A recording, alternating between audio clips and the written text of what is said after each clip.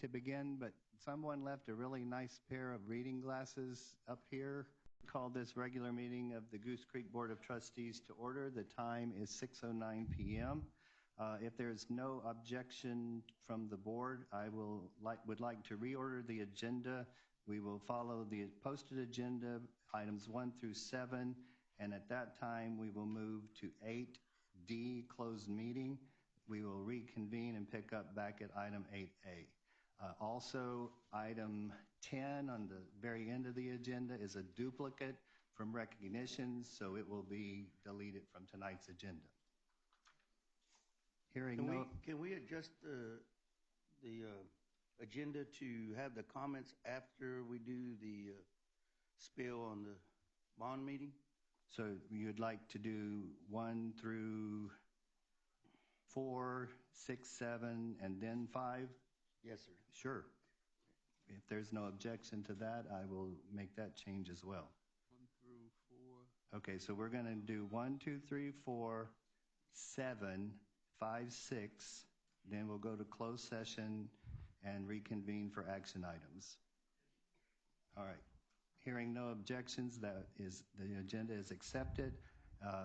Mr. Sampson, was this meeting properly posted? Yes, it was. And do we have a quorum?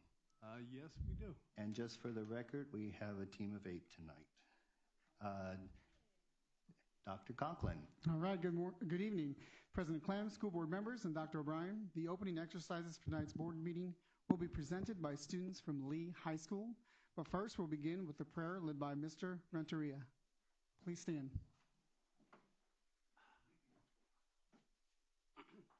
Please bow your head. Our omnipotent Father, which art in heaven, we're indeed grateful for this opportunity to be here tonight to discuss all the affairs of the school district. We pray that thou would be with us with all the decisions that we have to make tonight, so that we might keep our schools, our staff, our students safe from any harm that's going on these days. We're thankful for the food which we got prepared by these students today, which was so delicious. We're thankful for providing that for us. We're grateful for all the blessings that we receive and for the direction that we're heading in. We pray that we might always be transparent in everything that we do, that the public might trust us and gain our confidence in the decisions that we make in the future and tonight. And these things we do and say and ask in the name of our Savior, Jesus Christ. Amen. Okay, the pledges tonight will be led by students Landon Bookout and John Vegas Ortiz.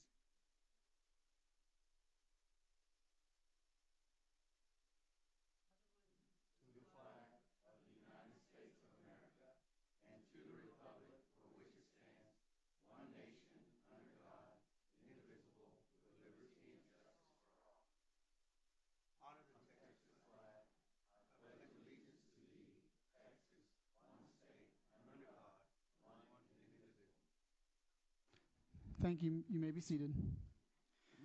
The Robert E. Lee choir students will be singing the song entitled Electric Love. Choir students performing are Annie Alabi, Michael Alabi, John Viegas Ortiz, Landon Bookout, Jaden Trevis, Angel Sanchez, Janae Blackwell, Tiffany Ruth, Jennifer Naranjo, Jasmine Gonzalez Flores, and students are under the direction of Ms. Hannah Knoll and Principal Dr. James Gray.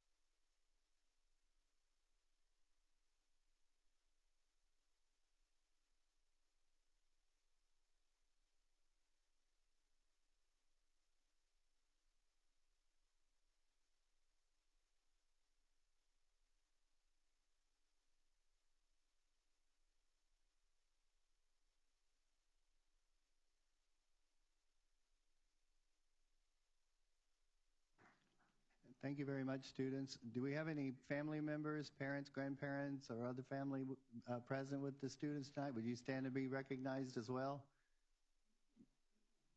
Well, thank you for sharing your kids with us. We really appreciate it.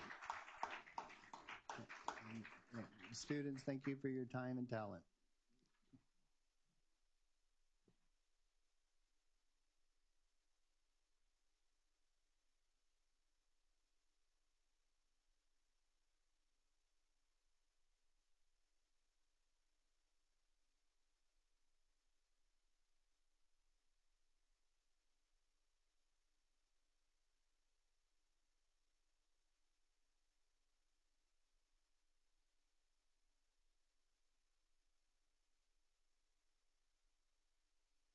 Okay, we will now have public hearings, first on accelerated instruction program.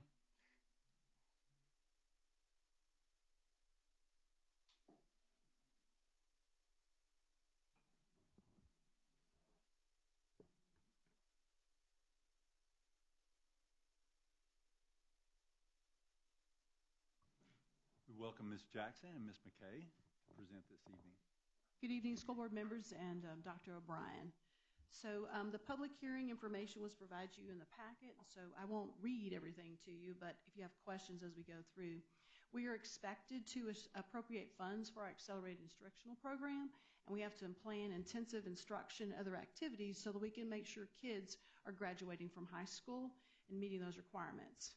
We're also supposed to evaluate the effectiveness of these programs and also hold this annual public hearing to provide information regarding the expenditures and our program evaluation. The district budgets supplemental funding each and every year to support district and campus developed instructional programs through our compensatory education funds prior to any other budgets that we do for the program. So this is a brief piece of information on the types of things that we do. Our teachers and educational support positions that are at full times at the campus. This past year, we spent approximately $6.4 million. In the prior year, $6.2. Our supplemental funding that we have for our student wellness interventionist was about $1 million. Prior year was about $709,000.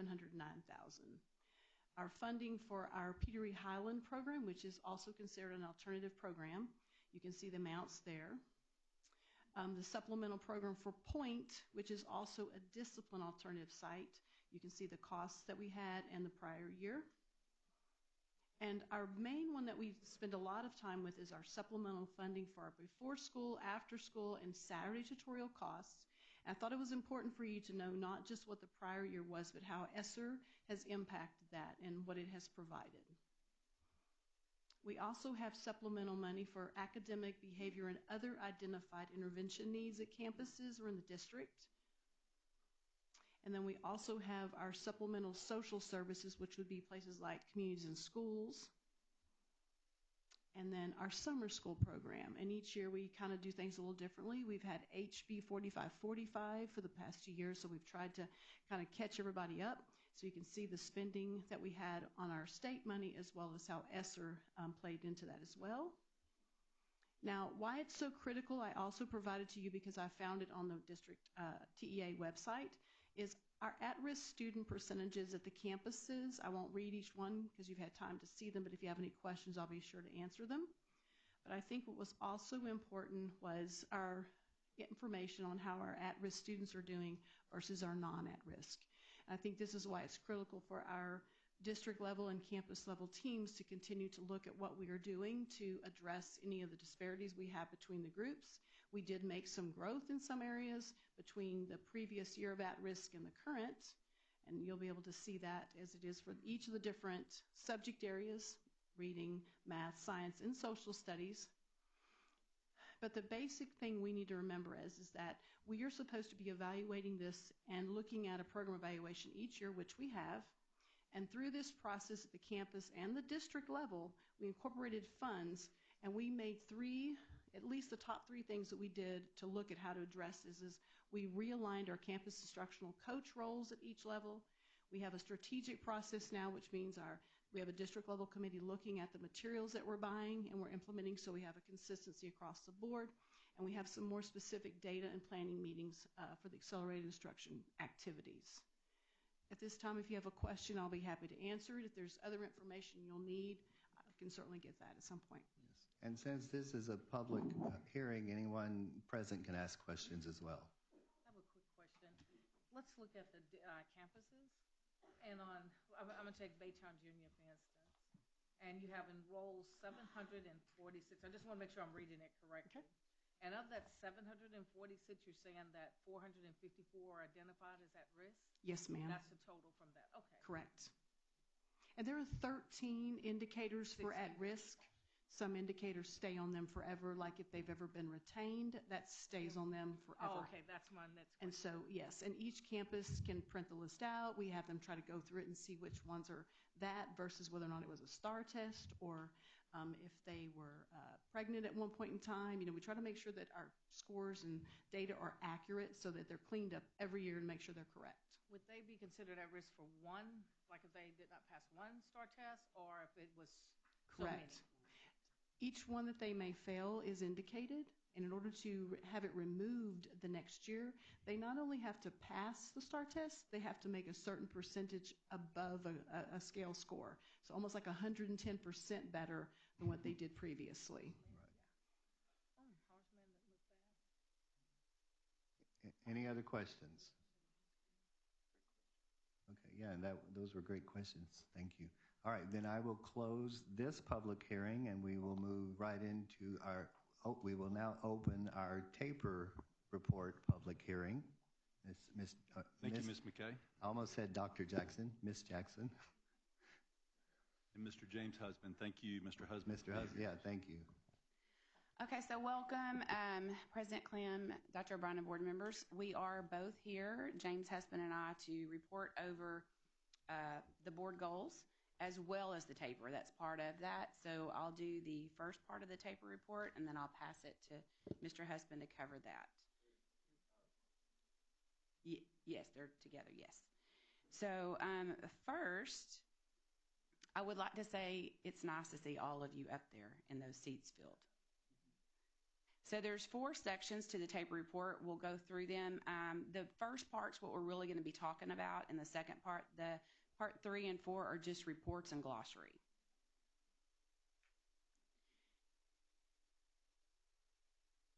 So our cover page says that, and this is for the 21-22 year, and yes, it came in just pretty recently. And next year, I want to note it'll be later. So we are a rating of a B. As you know, we were an 89. We did come up from a special ed determination status of needs assistance, which is improvement. We went from a 3 to a 2. And then we did not get any designated distinctions as a district, but we did have campus distinctions. So one of the things you'll notice is that in our performance last year, we increased in everything across the board except for some slight declines in science and social studies. Our academic growth increased in everything except for the slight decline in math. And our graduation chart came way up from a 93 to a 94.9, which is significant improvement for your graduation. CCMR, we came up from a 74.7 to a 77.8. I will tell you that in order to get an A on CCMR, currently that is set at a 60. The proposed cut rate will be an 88. I do want to make sure you are aware of that because that will be effect this year. This is the breakdown of your student population. You'll notice that we are at 71.7% ECODIS. And due to COVID, TA did not assign any ratings for this year, no accreditation status. Then you've got the glossary, and you'll have the district report card, which is the information that I just reviewed with you. And the resources, Carrie Tilton is out ill today, but her contact information is in there, and James Husband as well as myself if there's anything that we can provide y'all. Good evening. So I'm going to talk about House Bill 3. House Bill 3, oh, sorry.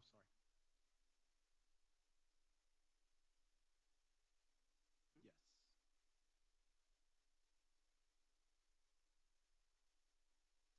So House Bill 3 came around in 2019. The board set 5-year goals from there, and this is just an update on those goals.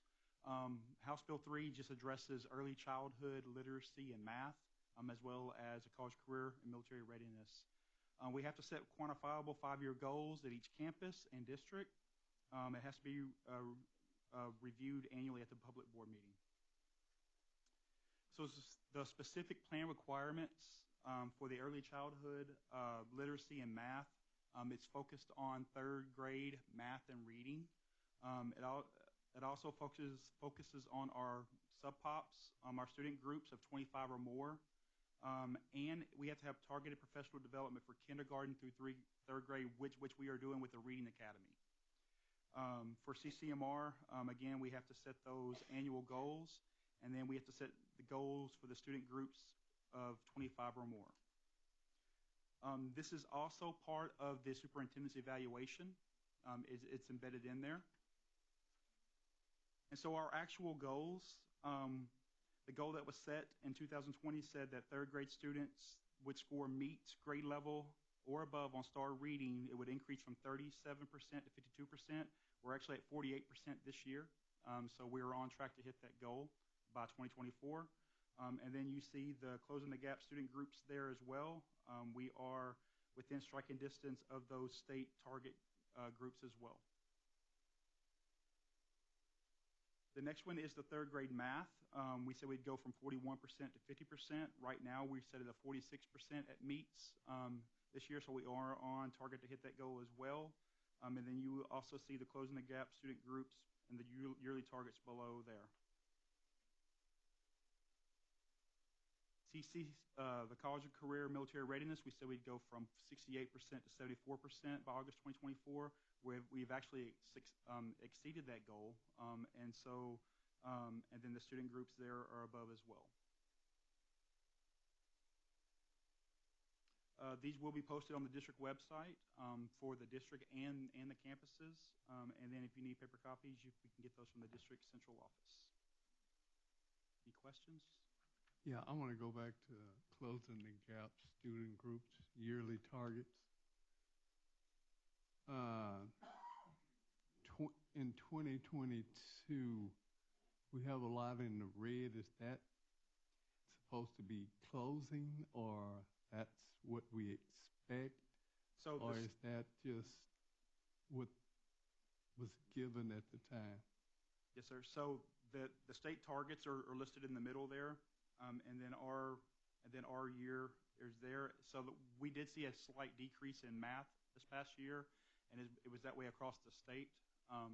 But this is where we currently stand, and then we have the goals to try to hit to there before the 2024 year. And to clear up some confusion, if you notice the targets are different for each subgroup, those are set by the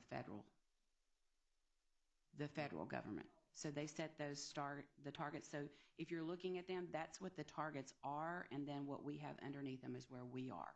So they are different for each different race group.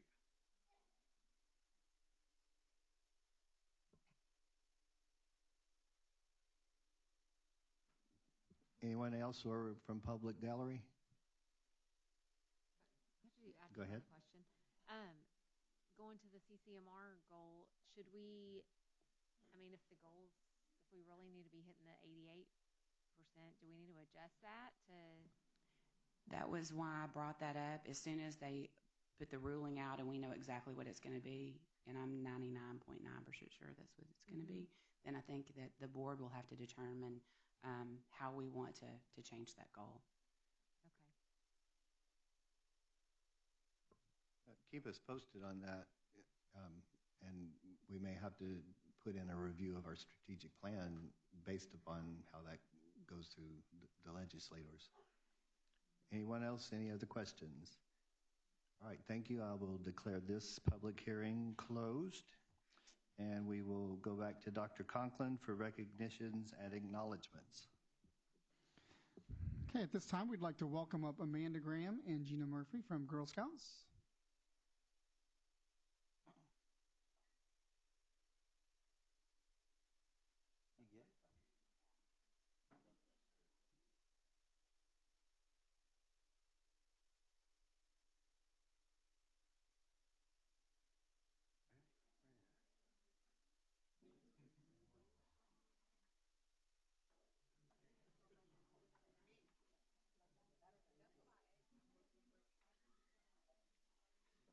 Looks like something special might be coming your way.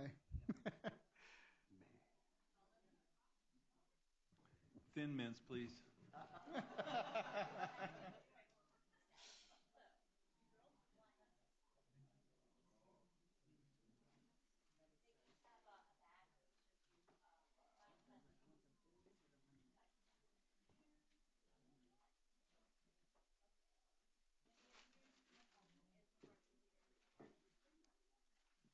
Thank you.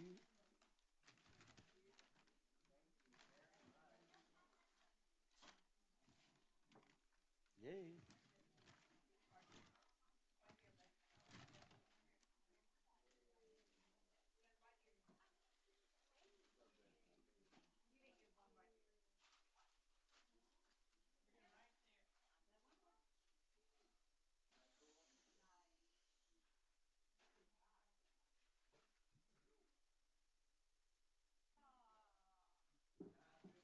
Thank you very much. These are very kind and appreciated gifts, and I don't care what Dr. O'Brien said about Thin Mints, shortbread is the best. Thank you. My name is June Stansky. I've been a Girl Scout leader here in Baytown Highlands for 21 years, and I don't have children. We greatly appreciate the support of Goose Creek ISD. You annually let us have rallies and advertise them through the schools, passing out flyers to all the students. We are still an all-girl organization except for male volunteers, and unlike the Boy Scouts, anyway. And we appreciate Goose Creek's support in getting out the word about Girl Scouting every fall so more girls can join. These are two troops. 6203, the Brownies, are mine, and troop 123341 is a brand new junior troop here in Goose Creek. And I've got one little girl that just wants to say hi and tell you about herself. Chloe, introduce yourself. Hi, my name is Chloe.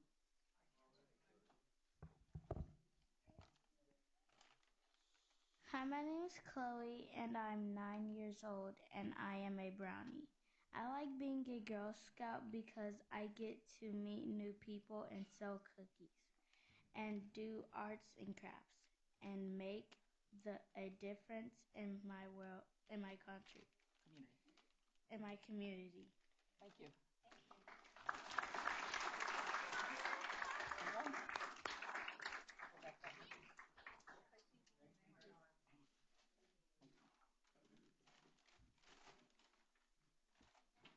Thank you, ladies. We really, really appreciate this. Thank you, ma'am.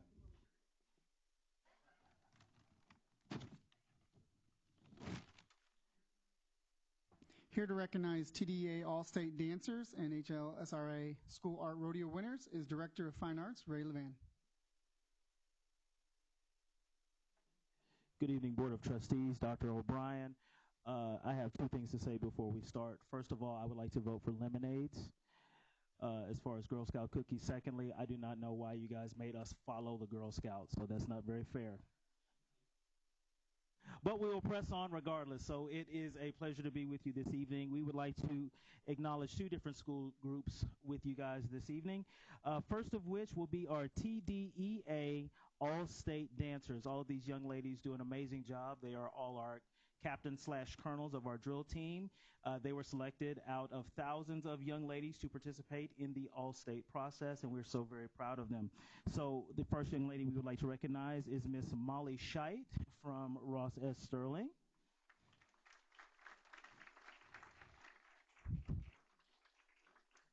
Miss Jacqueline Hedrick, also from Ross S. Sterling.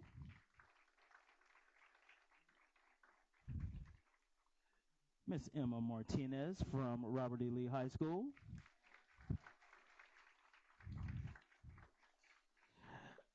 And last but certainly not least, Miss Alyssa Gonzalez from Goose Creek Memorial.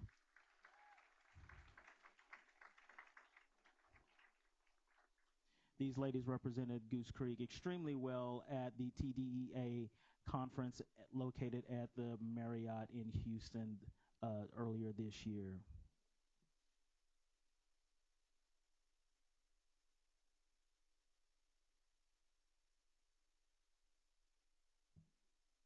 Directors, they're offering you a photo op if you would like one.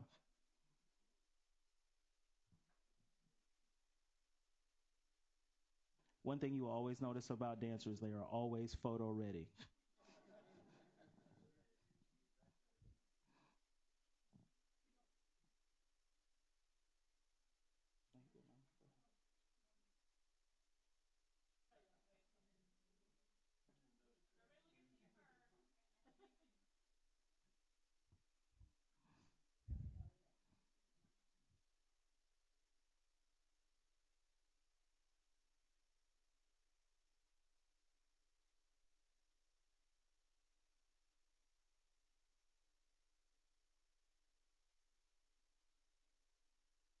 Congratulations again.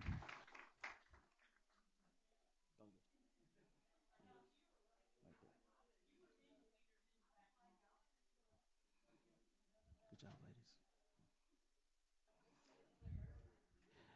Our next group that we would like to acknowledge has already been acknowledged, but they did so well, we're going to do it twice. These are all of the winners from our Houston Livestock Show and Rodeo Student Art Competition. We thank you again if you had the opportunity to attend our reception and see the exhibit. It was very well attended. Everybody was in their Western wear. It kind of looked like Yellowstone in here for a little bit, but everybody enjoyed themselves. So we would like to recognize these students again. First, our gold medal winners. And this first young man was unable to be with us this evening, so we'd like to give him a hand regardless. Mr. D'Angelo Castillo, third grade from Harlem Elementary. Let's give him a round of applause. Next, it will be, who is in attendance this evening, Mr. Gennaro Silva from Goose Creek Memorial.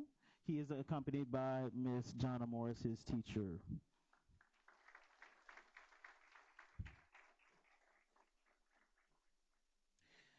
We have another young lady that couldn't make it this evening, Zoe Robles from Robert E. Lee, who is taught by Miss Candace Morton. So please give her a round of applause.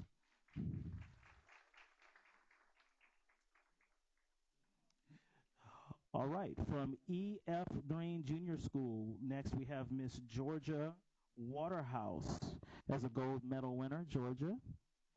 She's accompanied by Miss DeLeon. Miss Georgia is also a Superintendent's Choice winner.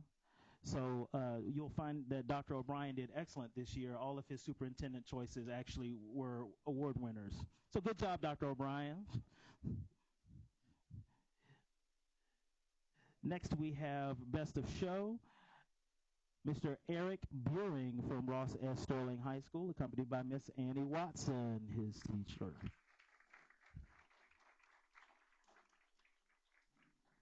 And Mr. Buring is also another Superintendent's Choice Award winner.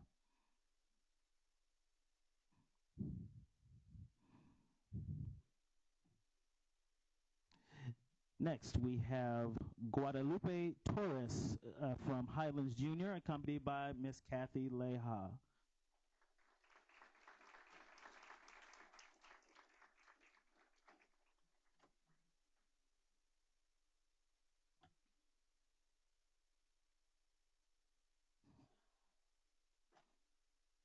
While they're taking our photo op, we have our last student. Regrettably, he had to go home sick today. But Mr. Emiliano Soriano, another Superintendent's Choice winner from E.F. Green Junior School. So give him a round of applause. Okay, so this is the only way we could compete with the Girl Scouts. So get ready for cute overload, because you almost can't stand it. Last but not least, Miss Alexa Gallardo from Hopper, accompanied by Miss Mindy Garzoria and Ms. Baca, the principal.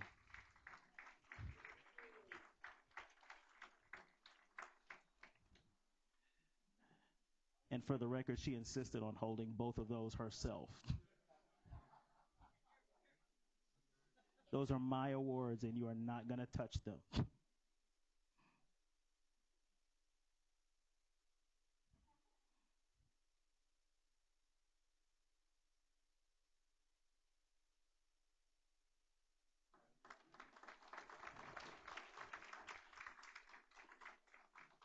And one last note before we conclude our recognitions.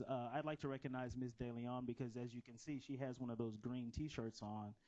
She is one of our clinical teachers, and she has won multiple rodeo awards already. So we look forward to a bright future for Ms. DeLeon. And she doesn't like public compliments, so she's a little embarrassed. But thank you all. That concludes our recognitions.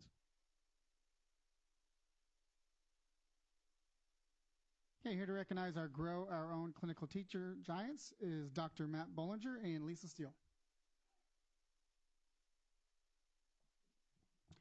Okay, good evening. The Human Resource Department would like to recognize the following clinical student teachers for successful completion of their internship and being hired as full-time teachers in Goose Creek CISD.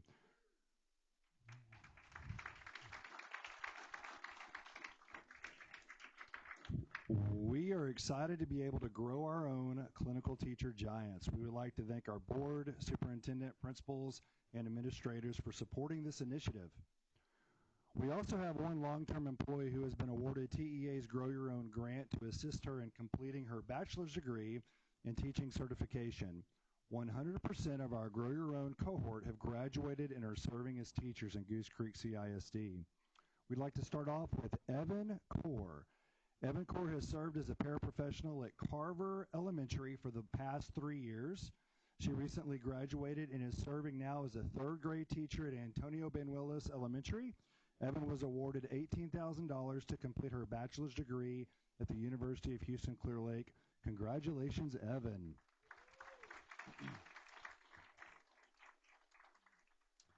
Next, the following are our Grow Your Own clinical teachers who have completed their internship in the fall and have been offered full-time teaching positions in the district for the 22-23 academic year. Some of our staff can be here with us tonight. We're going to go ahead and read and acknowledge all of them. Starting off with Azarelia Aramburo, who is a fourth grade teacher at Bowie Elementary. Next, we have Alexis Moreno, kindergarten teacher at Carver. Daniela Rodriguez, second grade teacher at Carver. Mario Gonzalez, fifth grade teacher at Clark Elementary. Let's give Mario a hand. He's here with us.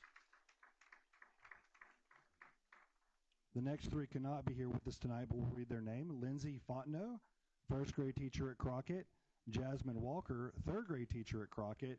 And Oriana Gonzalez, third grade teacher at Harlem. Next, we have Amy Bredding, pre-K teacher at Pumphrey Elementary. Next, we have Haley Johnston, second grade teacher at Victoria Walker Elementary.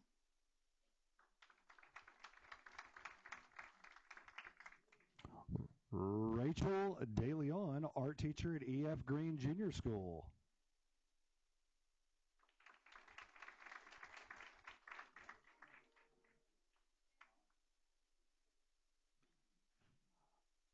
Elizabeth Foster cannot be with us, but she's an ELA teacher at Green Junior School.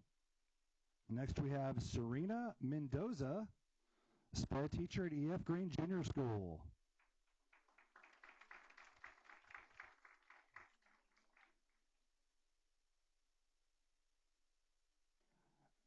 Next, we have Italy Alvarez, social studies teacher at GCM.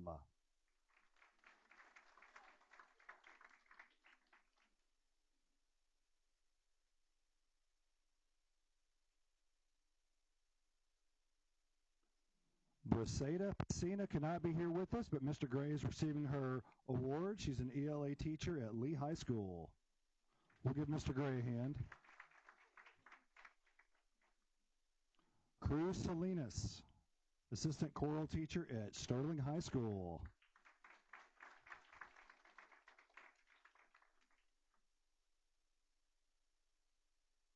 And we have Stephen Shine, a science teacher at Stewart Career Tech High School.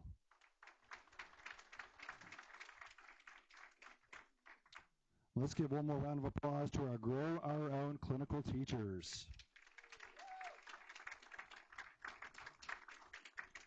Good job.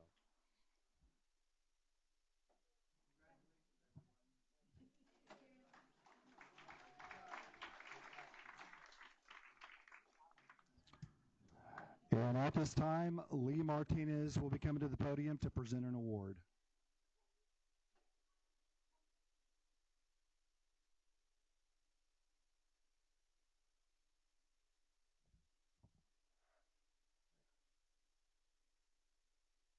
Good evening, everyone, board, President Clem, Dr. O'Brien.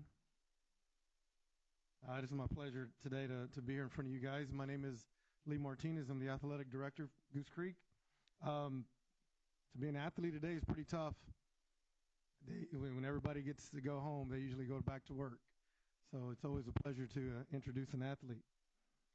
So today we're going to recognize the 4 years of sacrifice that Ariana Torres has not only given to Lee High School as a student, but as a member of the Lee girls basketball team. So it's my go ahead.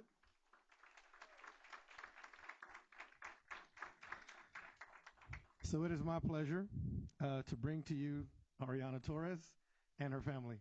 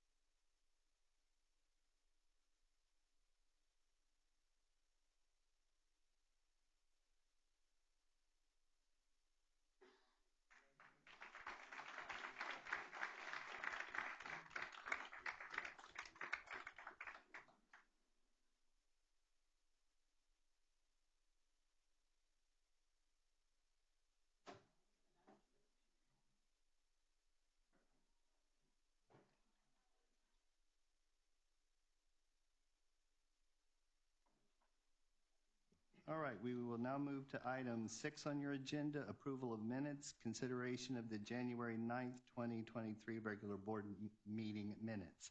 Do I hear a motion?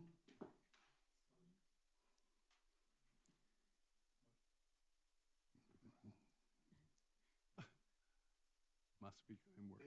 Go ahead. What is your motion? Yeah. Move to approve? I have a motion from Mr. Sampson and a second from Mrs. Barat-Timms to approve the January 9th regular board meeting minutes as written. Is there any discussion? All in favor, please raise your hand.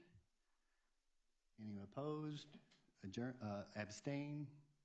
I have 6-4, 1 abstention. Motion passes. Now moving to discussion item, Superintendent's report, the Citizens Bond Advisory Committee report, please. We was going in the back. Ms. Garcia will be our host. We have members of the community that will be presenting as well.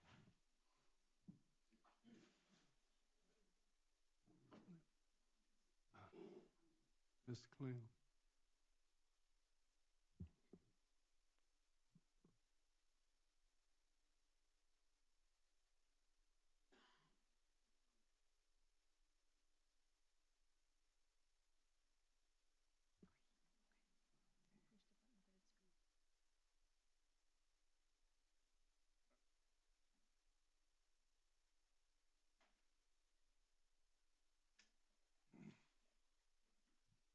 Good evening to the school board, Dr. O'Brien, President Clem.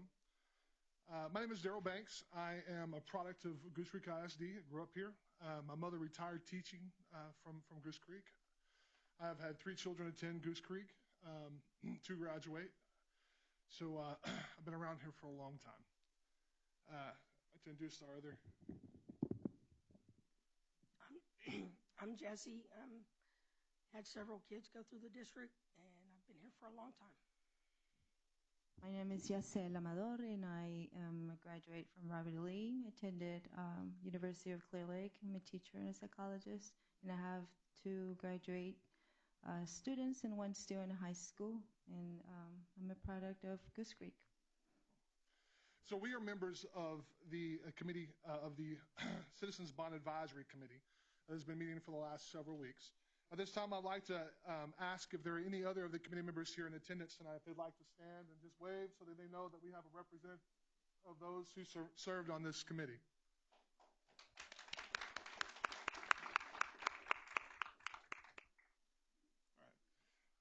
So whenever we met, we came together and we were given a charge.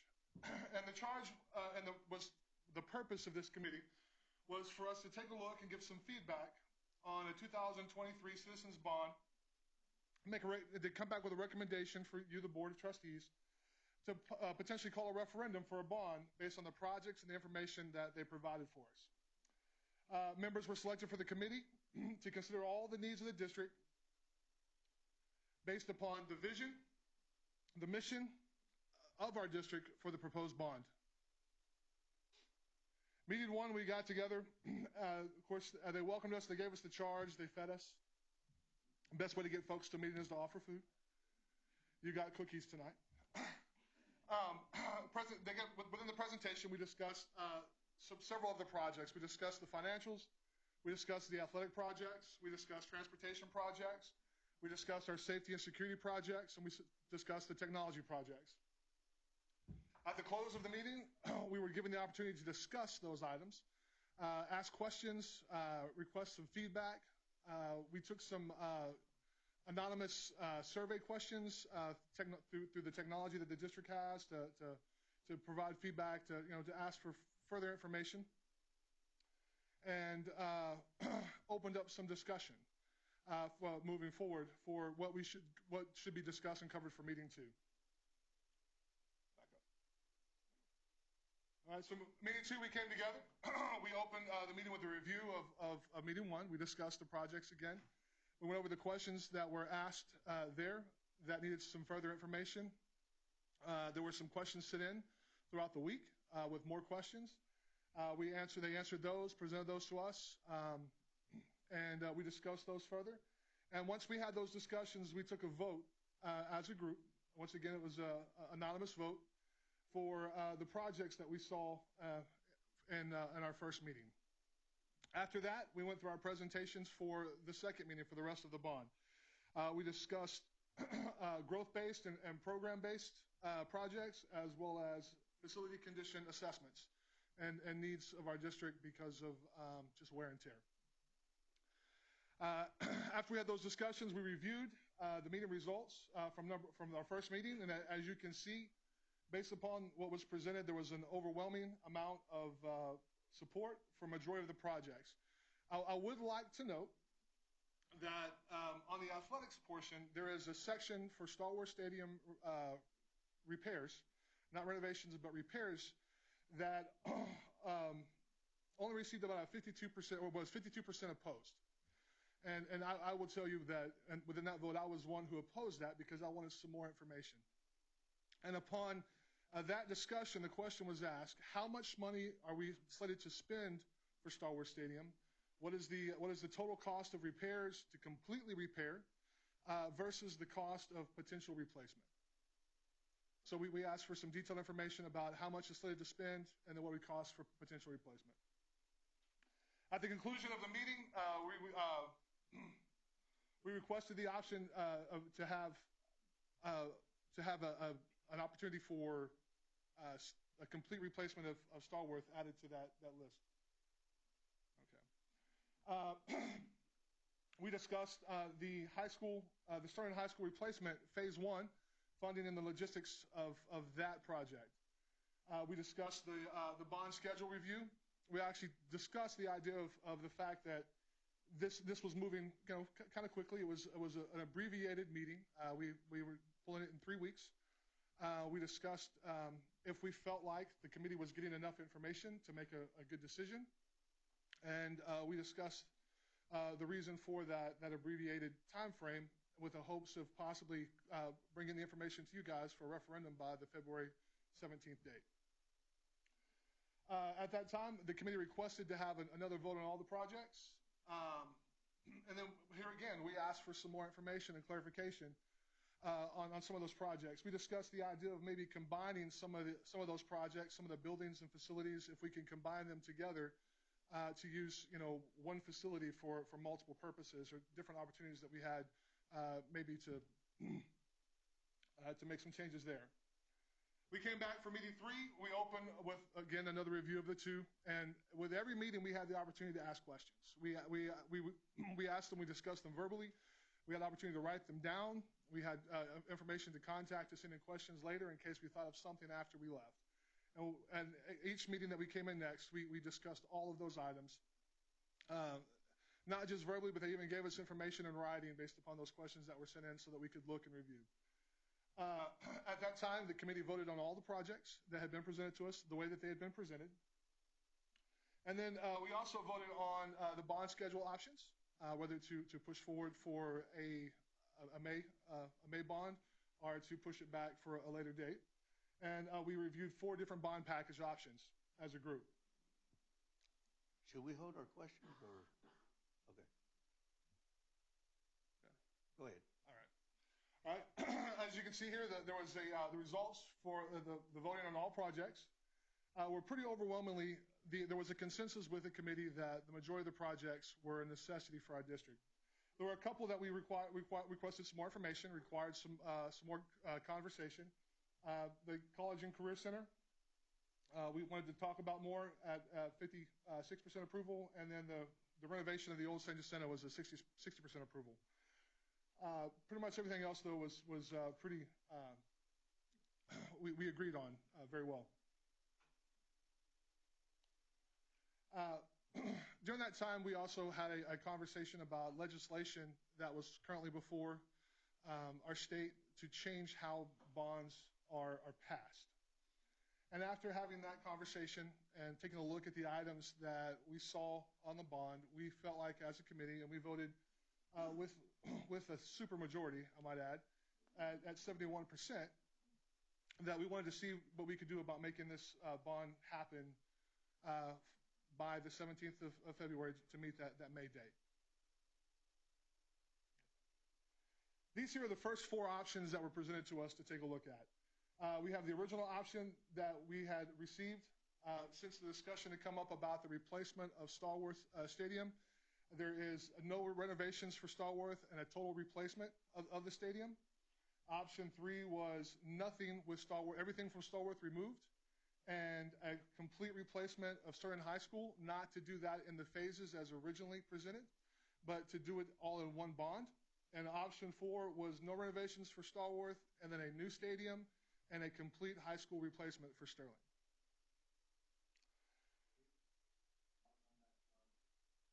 Sure.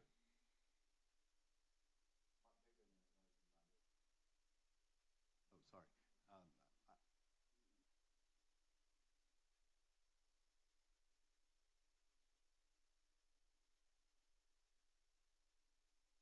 Thank you.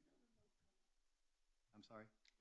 Well, that was just little bitty in our board packet, and I was just making sure I had interpreted the same way when I could actually read it. Go ahead. Thank you. So as you can see from that next vote, we were kind of at a stalemate. You can see it was options 2 and 4 were even split, and then option 1 and 5, we were pretty much divided pretty evenly on the board. And so we discussed it some more, and some questions were asked about why renovations from Stallworth on option 3 was all or nothing.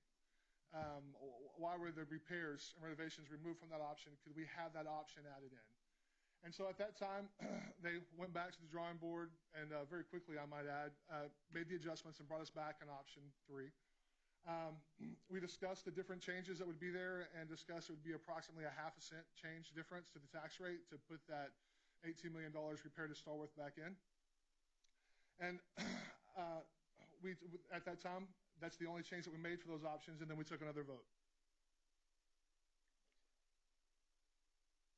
At that new vote, you can see there was a drastic difference in change. There, of the folks that voted, 10 was for option 3, and 9 was for option 4. And I will tell you, Jesse was at our table, and I voted for option 3. And the reason why I voted for option 3 is not because I don't believe that there's a need for a replacement for Stallworth Stadium, but there was a concern as to whether or not a bond of that magnitude could pass. So we chose for an option that we felt like the city would stand behind, because that price tag is a little hard to swallow up front when you see that. So in conclusion, we discussed and we talked, and we went over our allotted time every week. There were some very heavy conversations and some very hard questions asked.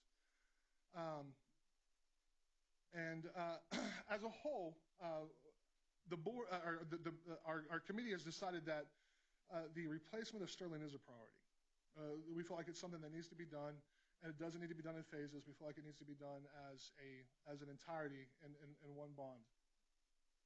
The committee is split on Stallworth Stadium renovations versus a new stadium. The repairs, total repair of Stallworth Stadium, including, and that's just repairs. That's not renovations, improvements, making things better, is almost upwards of 50% of the cost of a replacement of that stadium. And that's just to bring it up to where it needs to be functional and used properly. So there's some concern there about, like I said, that cost of replacement versus the cost of repair and maintaining.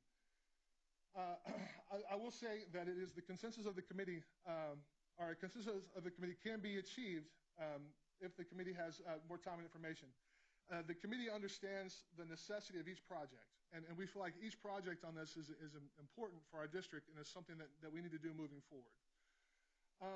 However, we do have some concerns about the ability for a bond of this magnitude to pass due to that proposed budget.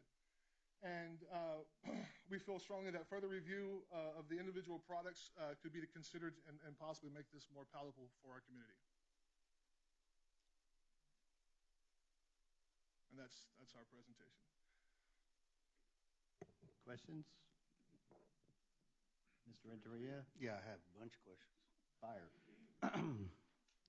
When y'all voted on all this stuff, was it Australian style voting, like discreetly did it when nobody knew each other's votes? Okay. It was electronically. It was all Okay. anonymous. Okay. So why were the meetings not open to the public? That would be a question for administration, Right. not this. Okay. It wasn't open to the public, but I was just curious about that. Okay. So what was the need for the speed in moving this along so fast? All right. So as we did just explain that there is a deadline of February the 17th for a referendum to be able to make the May election. Right. But right, why do we want to hit the May election? Right. There is legislation in line that will call for what is considered a super majority, which is almost 72%. Okay. I believe is what that is in order for that vote. And what legislation is that? And what bill? What is that? I am not familiar with that. There's, we did not. There's several versions. Okay. Well, do we have an answer to what legislation it was? That why we're basing our decisions in a speedy manner on legislation that we don't even know what it is? Or that if is it even a bill? It's legislation that your lieutenant governor ran his platform on his campaign. I got you. But is it existent? If it passes, it'll pass in September. In the November election, will require a supermajority vote. Where's the May? Are we sure of this? Because I called Briscoe Kane to ask him if there was any such legislation, and he said no. So, okay, I'm just bringing this up for transparency, okay? Understand. Just understand what I'm doing. Oh, right, no, Okay. I understand exactly what you, I do understand. I do We have appreciate someone in it. the audience that has the bill. No, Okay. Okay. No. Now, I will tell you this. I mean, the purpose of this committee was to look at the Right. information that was provided to us. Right. Right. I will be the first to admit I am not an expert in what the state has. I have not Right. read up on what that has going Right. on. Right. I would defer to those of you that are on the school board and within administration to be familiar with that information Right. moving forward, because Right. that information impacts how you do your job and how the school board moves forward. So those are things that you would have access to and more information on that we would not, because we are just members of the community who care about our district, who are stepping forward to help make a difference to improve the situation for our students. Okay. During our I got you. during our meetings, we did discuss and we did pull it up. It wasn't just talked about. It was something that we saw. We all saw what he had said and how that was going to become something. And if it's already hard to Right. get enough people to vote, we imagine getting 72%. Right. I understand. It's hard to pass a bond. Right. Even with open meetings, it's hard to pass a bond. I understand that. I was just asking the question to, Right. you know, to resolve all the concerns that are out there. Okay? Right. Right. So if there's anybody else that wants to ask questions, go ahead. Feel free. Don't let me do it all. What? Okay. I don't know who administration is. Were there public officials that were on this committee? Yeah. No. They were in the room, but not on the vote. They didn't get to. They weren't on the committee. You're asking administrators? No. Public officials, like a Lee College Board of Regent. No. Oh, there were two of them. Yeah. Okay. Now I know that's not illegal, but is that ethical to have people that? So we have, the idea is to get a broad cross-section of the community, including business partners, citizens, parents. And so, yes, another partner education institution would be appropriate to be a part of the committee. What, was it not? It was my understanding that each board members nominated 2 people to be on this committee. I don't think I got any nominations. Well, the charge is for administration to collect those names and submit those. Yeah. I got you. I just want to clarify one thing. He made a mention that Stallworth Stadium is not functional. It's functional, isn't it? Yes, sir. Okay. So I just wanted to clarify that. I understand that, but Yeah. I mean, in past meetings and discussions, I mean, I was here present in the meetings over the summer where there was a repair tag of $32 million to just fix what's broken. That's not make renovations. That's just to fix what's $32 million to fix what's broken. What's presented in this bond is about half of that, just to move forward. There are projects for other repair or other improvements from the 2019 bond. There's other projects going on where money's being spent to make improvements on the stadium. Right. And just as with anything else that we have, there is a lifespan for a building, for equipment. And at some point, the cost of repairs and renovation surpasses the need for is higher than what a replacement would be in the long run. And the question that many of the committee members had is how much money are we going to throw at a stadium that it is not to where it can be condemned, but the amount of repairs that is required to bring it up to ADA standard and other things are going to be costly and moving forward. And as the older it is, the more the repairs will be. We did an engineering assessment. I don't know if you're aware of this. I am. We have 50 years of life on Stallworth Stadium. With $32 million worth of repairs. But you said that it's not. No, repairs, I got but you. not up to I'm the just trying to get standards. away from the negativity of Stallworth Stadium to the reality of what we're really dealing with here. Well, now, we are ADA compliant. If we weren't, we wouldn't be able to open up. You made that comment. Okay, so. well. So wait, are we ADA compliant or are we not? It doesn't meet today's standards for construction. It did not. What I thought. It does not But meet. it does meet compliance for American with Disabilities Act for participants coming to the stadium for capacity and such. the stadium is in need of major repairs. I got you. I'm just. And there are some items that need to be taken care of quickly because it does expose the district to liability. Right. Do you have an example of that? I most absolutely can. I most absolutely do. I have a son who graduated from GCM in 2022. He was 6'8", 290, had a full ride to UNLV University. Right. Walking out of the locker room, there is an issue that we discussed for the 2019 bond where water and drainage hit the locker room pool and caused silt and soot to build at the bottom as you walk out. He slipped, fell, tore his PCL. He went from 7 full ride offers to walk-on status. Right. I got you. The impact on him was a $250,000 scholarship. Right. I understand that. But that's because your stadium is operational and it's not condemnable. Okay, I understand that. And not to talk bad about you or your son's situation, but in football you can get hurt like that out on the field. Okay. I understand that, but there is a difference between getting and I was an athlete. My boys are athletes. Right. I got you. We came from this district. I understand. But I promise you there's a difference from being hurt on the field playing the game than walking out of your locker room. Right. I understand. And that is something that needs to be taken into consideration. Right. So and that is 5 athletes that have been hurt this year. Right. I got you. Yeah. So say it. Okay. So in my world, that is what you call an OSHA recordable accident due to negligence. I got you. Because there is recorded information that you saw a deficiency that needed to be repaired. And because it did not pass in the 2019 bond, those repairs have not been done. Now I would like to commend Lee Martinez and the athletic department for making changes and putting a workaround in as quickly as possible to make sure that the students are okay. But that repair has still yet to be done. Right. They're walking on turf. Right. Right? Because and trust me, I understand. I'm from this district. I grew up across the street. I rode my bike and walked to watch football games. That's how I spent all of my every Friday night growing up. I understand the connection that stadium has to this community. But I would also like to point out that the stadium is not the only point that this bond has. It is a point that needs to be discussed. It needs to be reviewed. And it needs to be considered seriously. Because at some point, like I said, the cost of repair and maintenance is going to far outweigh the cost of replacement.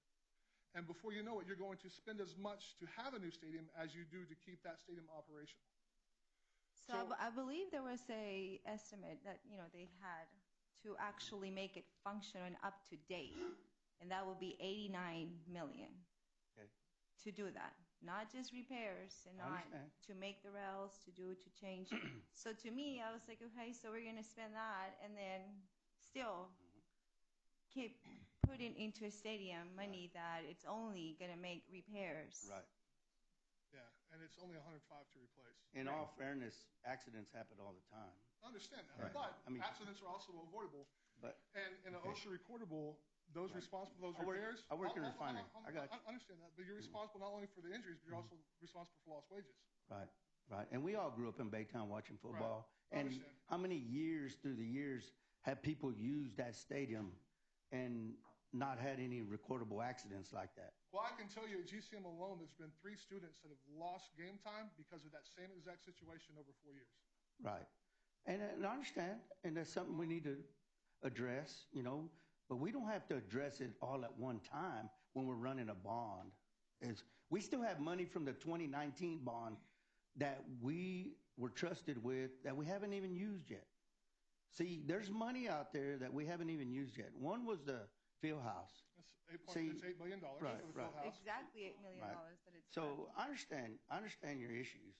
But I just don't agree with, you wanting to, your house, for instance, needs repairs. Are you going to go buy a new house just because you got to repair it? No, you're not going to do that.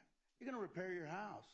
And this is our house right now. And because of inflation and everything that we have going on, high prices, I would hope that as Goose Creek, we would look at our safety over our students and put our money there as a priority versus entertainment first. That's my vision. And I understand what you're saying. But we got other issues, or bigger fish to fry, than some of the things that we're wanting to spend hundreds of millions of dollars on. Now, I understand and I agree with y'all because we did this discussion before with the 258 million addressing the issues in this, like Sterling. We addressed those issues, but now at worst case scenario, without the new stadium, we're talking about 368 million, which will take us into a negative balance. We'll be operating in the negative, which we've always operated in the positive. So why would we do that? Why would we not live within our means?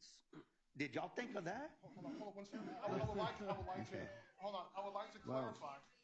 Please, ma'am, you're not part of the program. Thank you.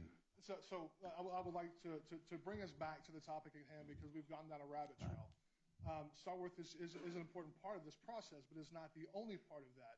And what I have said is that the committee as a whole is split about the decision about the repairs and about full replacement. And as I mentioned, even though I have the strong feelings that I have about Starworth, I told you that I voted for repairs instead of replacement because the idea is not to just get what you want. The idea is to do what is best for the community and best for our students. And because of the situation, I voted the way I voted. Now, no decisions have been made, and ultimately the bond that's brought before the committee is up to you guys. No, I'm with you. We're not telling you how to do, and we haven't come to you to tell you that that this is the recommendation that we've had. That is the decision that you guys have to make, and we're telling you as the community, we've come together and decided that, hey, these are important to us. That's the replacement of Sterling is a priority for us. It is for the safety of the kids moving forward, and we're concerned about the idea of phasing that out over multiple bonds. That needs to be put on one bond to make sure that moves forward. We have told you that we are concerned about repair versus replacement for Starworth. Right? And that is a point of discussion for us, but ultimately that decision comes to you as the board to make the decision as to what bond to move forward to submit to the community. I'm aware of that. I just wanted to pick your brain a little bit since you're speaking for the group as to why you did some of the things that you did with the decisions that y'all made. That's it. And to bring it, see, right now, there's a lot of people that feel there wasn't enough transparency in these committee meetings. I got you. I understand that. That's why I'm bringing this out in public so it can be discussed. You with me?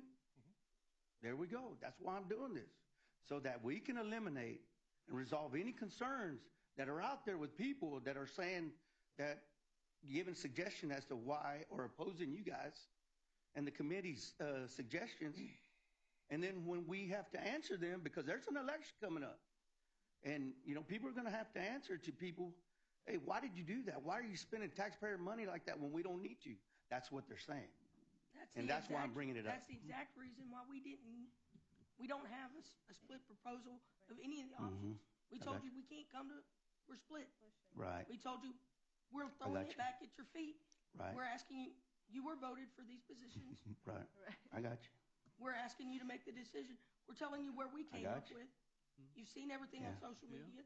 You've gotten all your emails from all your constituents. We're throwing it back at you, and you have to decide. It's a hard decision. It's too hard for us to make. We threw it back to you. Again, I'm with you. You didn't have to throw it. It's coming back to us anyway. We had the last call. I understand that. I'm just asking the questions to bring it out publicly so it can be discussed. So I'd like to throw something in here if I can step in for a second. First of all, I want to say thank you. Yes. I know that this was kind of condensed and shoved into a very short amount of time.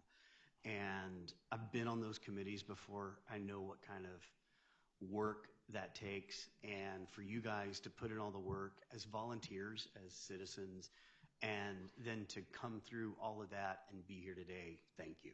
It takes a lot of work. And you're never going to make everybody happy. Right. And I've seen those split decisions before.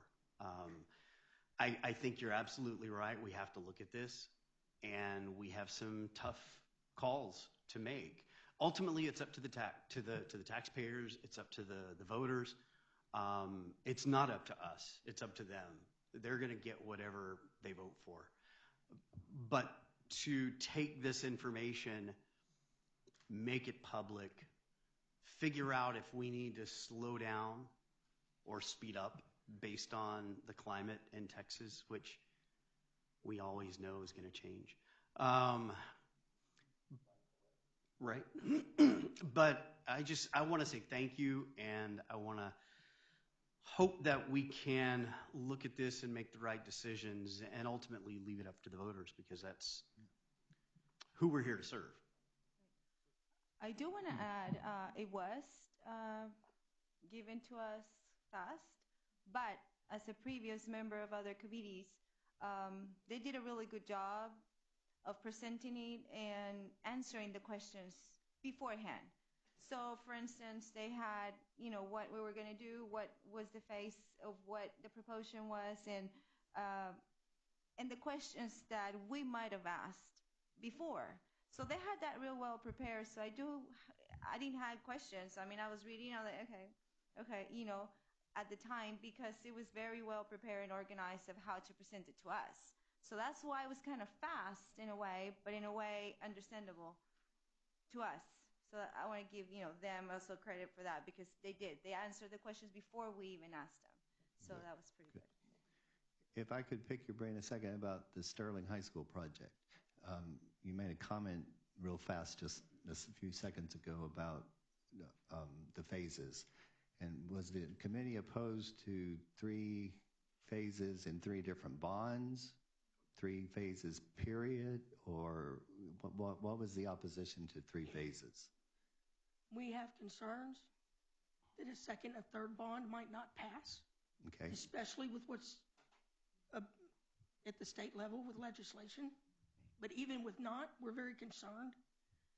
And if it, in the engineer report that was referenced to us as to the why it needs to be replaced, I'm a Sterling parent. All my kids have gone through Sterling. All my kids will go through Sterling. I don't want my kids going to Sterling on an 8-year bond project with the infrastructure issue. Right. It's more the security of the kids. I'm not an engineer. I haven't seen the engineer report, but you tell me that they found some things that may not be safe, and that the recommendation was that it be replaced, not this very second, but it be replaced, as a priority. I want it done now. I don't want it done in 8 years or 10 years, or hopefully if the city passes a bond 3 years and 6 years from now. I want it done now. I'm glad I asked that question, because that's a comment I have yet to hear. I've heard lots of rumors out there like everyone else has, but that kind of puts it in perspective. Is the proposal, y'all have seen more numbers than we've just seen the 50,000 feet above the earth numbers, but would that be on a new site, or will we displace students and rebuild on the same site? Displace students and build in the same site. So we're going to displace our Sterling students. They haven't made a decision about Fine, no. Let me ask you this. And this is something floating around in my mind, is pass the entire bond, if we can, this cycle, either May or November, but still build in phases from most critical to least critical. That they're going to do. Even if it's passed all together, they still have to do it in the 3 building phases. Okay. All within one bond. Other than using GCM from 4 p.m. to midnight, we don't have anywhere to put that many kids. That was not presented to us. It would be the same 3 buildings on the same site, but within a shorter period of time. Yeah, sure. In the most crucial area first. Okay. And yes, the concern was is presented like anyway. where, right? Yeah, okay. Yeah, I've been through there and felt the floor move. I know what we're talking about. Anyone else? Mr. Sampson. My question is, as a committee, what number have you thought of that we could pass doing whatever project we want to do? If we hadn't been given the report of Sterling, it would have been real close to the number that was originally proposed. Because I think that's reasonable. Okay. But with the Sterling issue being in there and us not wanting to make it in phases, bond phases, like to last 8 to 10 years, we didn't have a choice but to put it all in one. So we have to educate. The district has a big chore to do to tell the citizens the why. They have to explain it. Yeah. They have to understand it. They have to make GCM parents understand that Sterling parents need this done. Right. They have to make Lee parents understand that Sterling parents have to have this done and have to have it done now. Right. Well, I believe it's not just Sterling and Lee parents. I think it's a community issue. Because That's what I'm saying.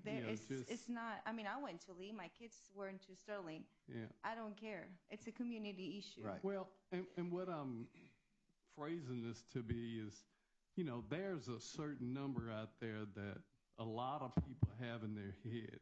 Right. If it's 200 million, 300 million, what kind of bond can we pass and get through the community if we wanted to do Sterling and Stalwart, and that's it? What kind of money are we talking about? That would be 305. 305. That would be 305. Okay, so that would be the only two projects that we're talking about doing from the committee standpoint. And that bond would get my vote. But we have, a list of things that we're talking about, from security, safety, transportation, all of these other technology. Are we gonna just pull everything here for two projects and then wait for another bond? We couldn't pull all those other things out because some of those things are being state ordered for you to do. Say again, I didn't. Some of those things are being ordered by the TEA for you to do. Right.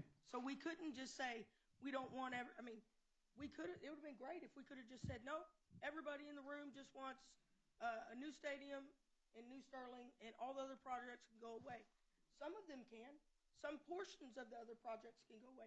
But there are portions in these projects that cannot go away because TEA has mandated them. Right. And it's new, therefore it has to come out of a bond. Yeah. So It's a new mandate. that's what I'm saying. So what is that number that we can say that if it's 305? 386, Well, 64. Yeah. So to give that kind of recommendation would probably require some more time and more discussion. Right. And as far as transparency goes, you guys make decisions in a closed room every month. Right. And you discuss things that you're privy to, that you have information from, and then once you make your decision, then you go out and you're transparent with the information as to why you made that decision. Right. So once we come together as a committee and we make our recommendation to you, and we tell you the items and the projects that we have, at that point it is up to the district and the board to be transparent with the community, to explain to them the why behind what you brought forward.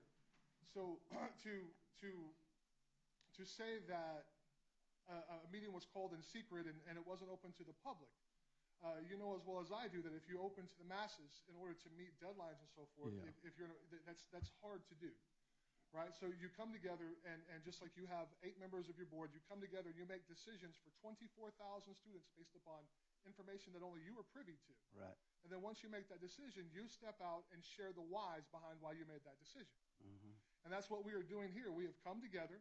We have been provided information in a short time frame, which was very thorough.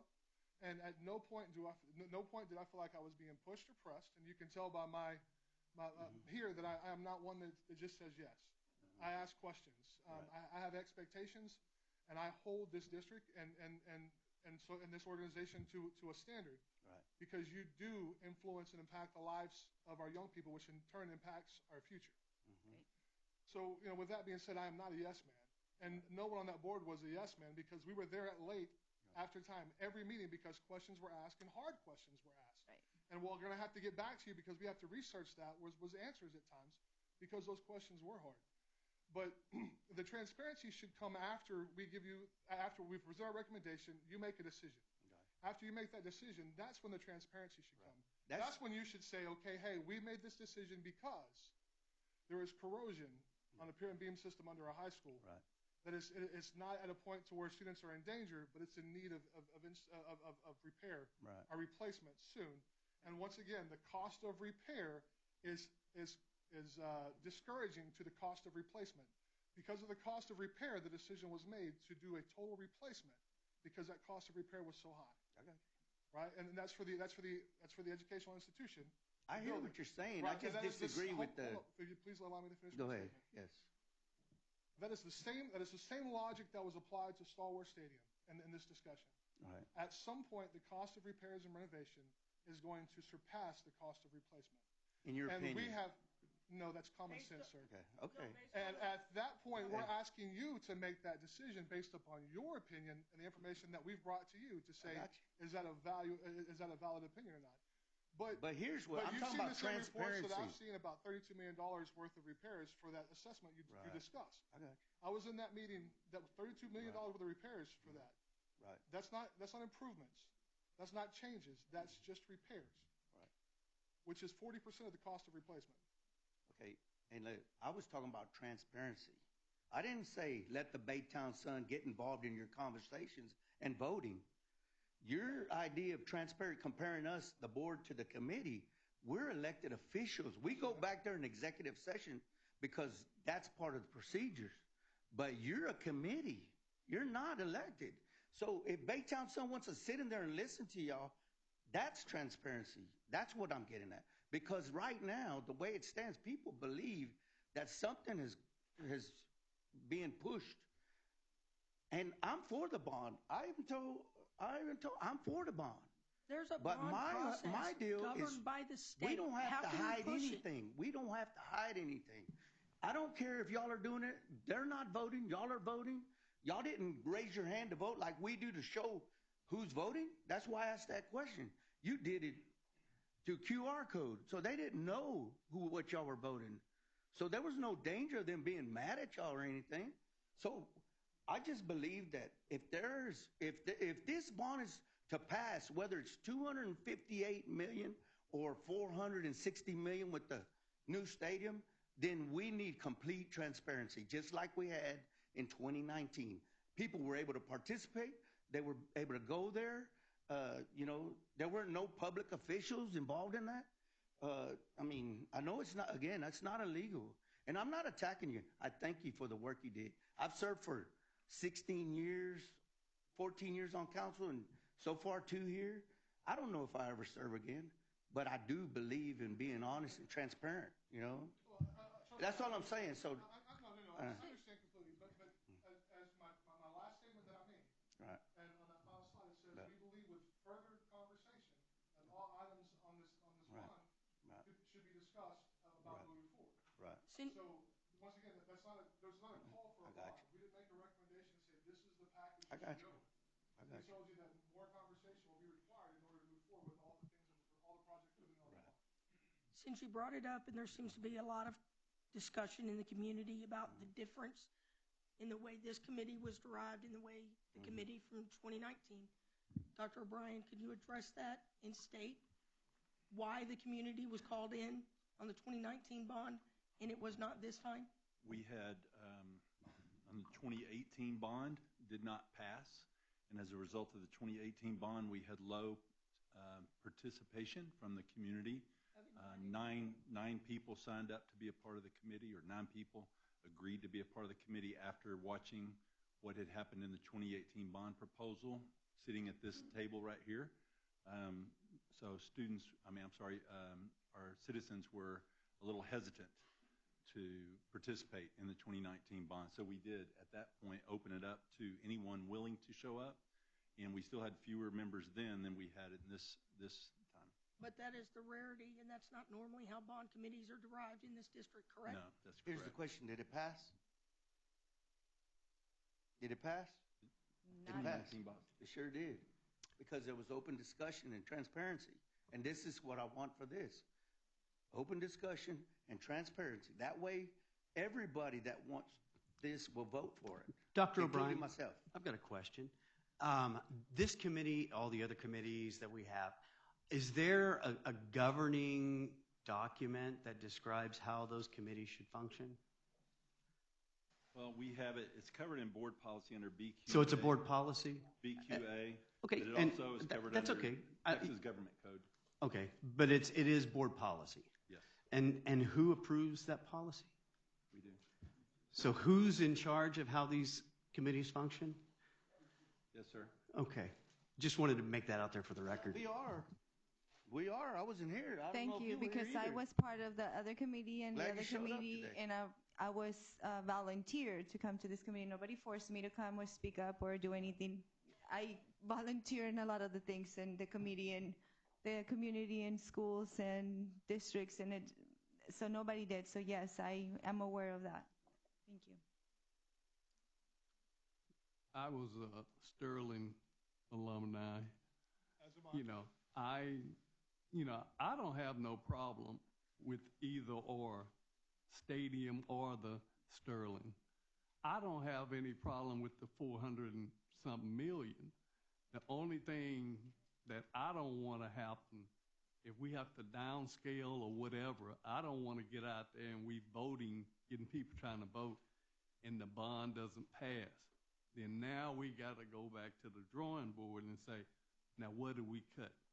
And that's what I don't want. So I believe, and I actually have spoken to administrators about this, that we need to educate the Hispanic community because they are not educated. Nobody Right. votes, and I do events with them, and nobody actually votes. Right. They come in afterwards about what's going on in the city and why are we paying more taxes, but they do not come and vote.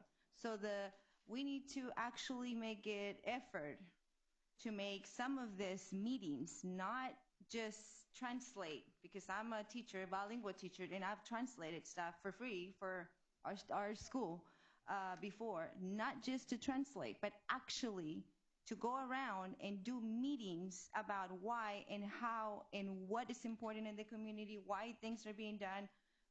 And it is. I actually volunteer. Yeah. So I'm a volunteer to do that. I already volunteered. I said whenever they're ready to do that, I'm up for it. I can get 2 or 3 other people to come with me and do the same thing. The community needs to be informed, and they are Yes. not being informed. And there's Well, a lot of majority of this community is Hispanic, I'm and a they do not volunteer vote. also. Right. Okay. So we are trying to come up with the knowledgeable way to try to get everything we want on the bond, Right. as well as get it passed. And the people we have on these bond committees are doing an excellent job of just showing up. That's the main thing. And I can understand your problem with your son losing on that aspect. I can understand that. And I can understand your problem with having translating and everything for the Hispanic community.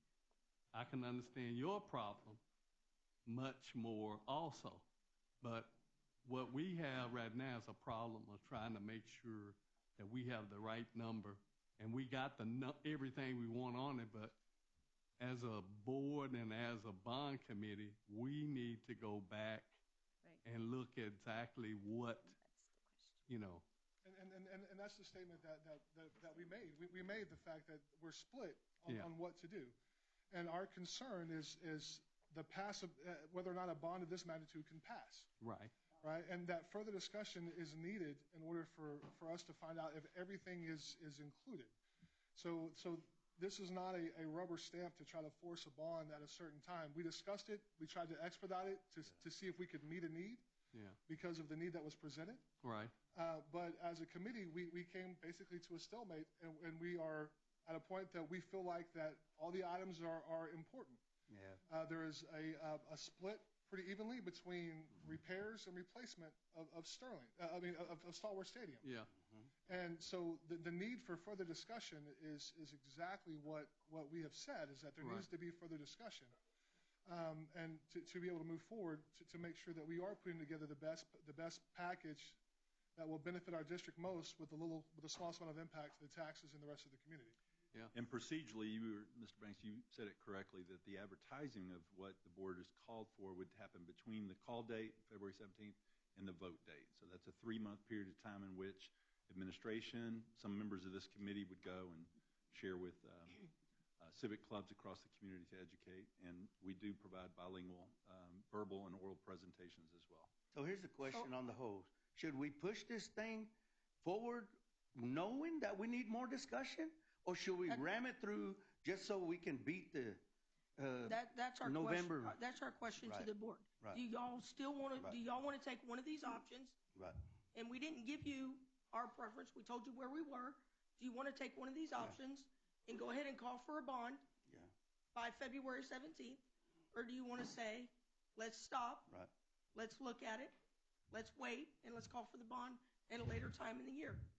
That's Whatever we do, that's what we're asking. as long as we do it transparently, it won't bother me. The other thing is, I just want to address this. Hispanic, Mexicans, whatever we are educated. I don't agree with what she said. We vote. We get out there and we work. So I just wanted to address that real quick. But whatever we do, let's just do it in transparency. That's it.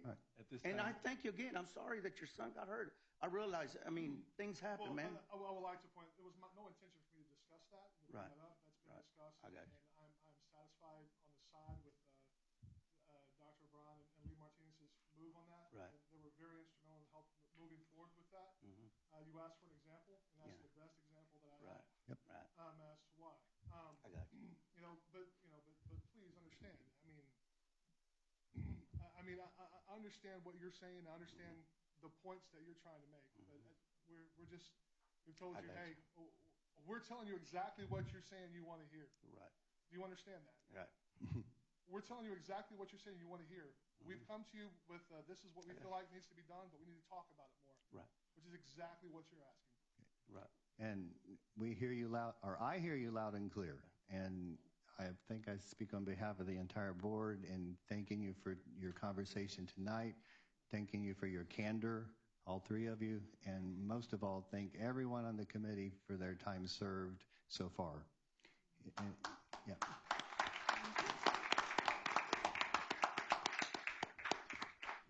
We'll now move to item 5 on the agenda, citizens' participation. And citizens' participation is the time that the board will hear public concerns or public comment from those who have properly signed up to address the board. At regular board meetings, the board shall permit public comments regardless of whether the topic is an item on the agenda posted with notice of the meeting.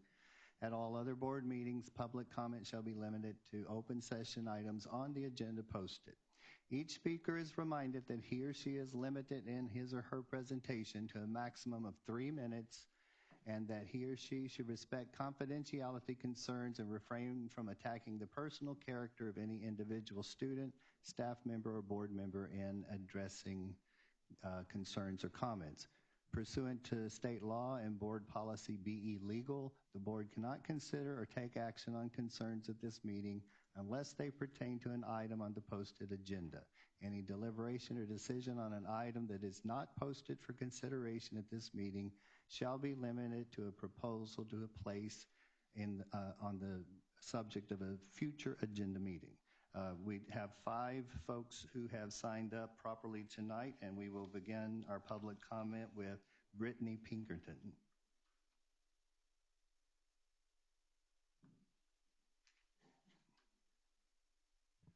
Ms. Pinkerton, just make sure the light's green there. You just press the button. Like that? That's it. Oh, great. Mr. Sampson, for all 5 of our speakers, Mr. Sampson, the board secretary, will time you.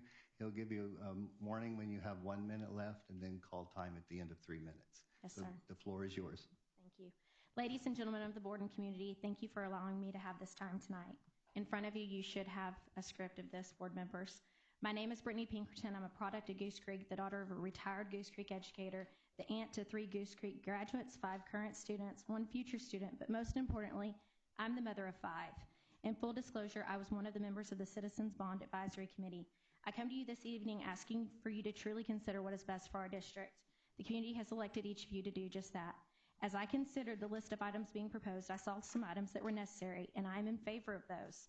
I saw a lot of items that are wants, and that's where my support falls short. We were told time and time again in the bond meeting that the list of repairs to our current facilities were rather lengthy, and they only chose the major ones to bring before us. On the bond list, there are items that have fallen behind on maintenance and have now become major enough to merit considering a bond.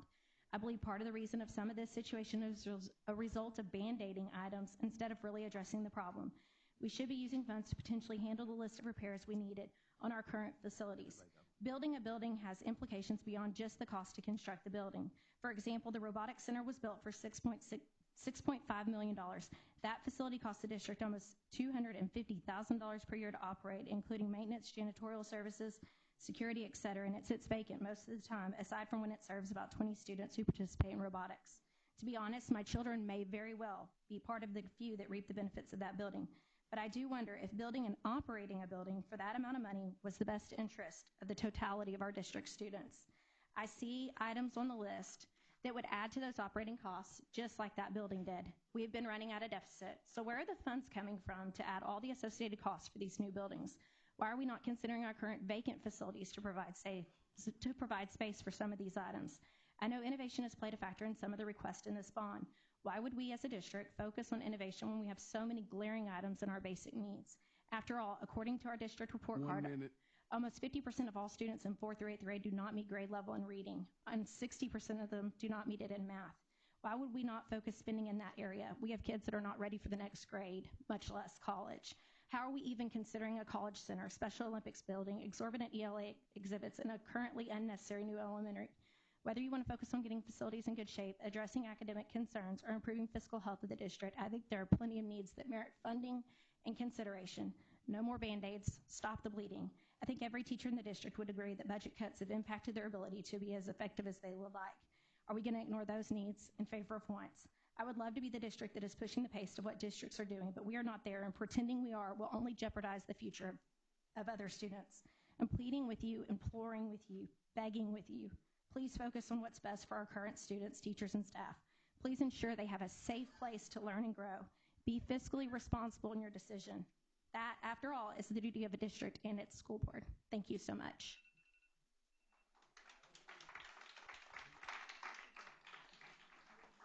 Thank you, ma'am. Our next speaker will be Bradley Benoit.